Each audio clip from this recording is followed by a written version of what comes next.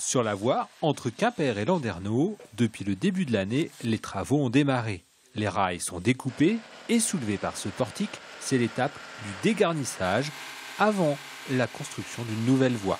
La méthode est radicale, mais il faut changer 70 km de rails d'ici la fin de l'année. Ça nous permet de soulever par panneau de 18 mètres la voie existante, de la positionner sur un train qui nous permet d'aller jusqu'à une base arrière où chaque composant sera trié.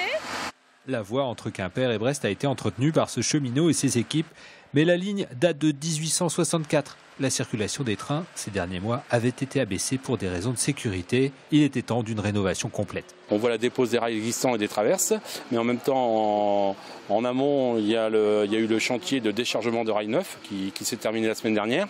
Et en même temps aussi, on a à 5 km côté Landerneau, nous avons aussi un chantier de pose de traverses. Et à partir d'aujourd'hui, on repositionne le rail sur ces traverses. Pour la réfection totale de la ligne entre Quimper et Landerneau, il faudra compter 77,8 millions d'euros. Une facture réglée par différents partenaires.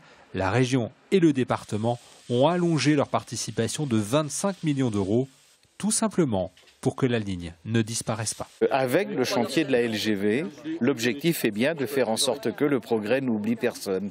Et donc c'est un peu pour ça que nous sommes là, donc c'est une satisfaction, oui, bien entendu. Désormais, il faut patienter jusqu'au 10 décembre. Ce jour-là, les TER reprendront leur circulation au rythme de 9 allers-retours quotidiens contre 6 actuellement. Temps de parcours, 1h01 pour le plus rapide.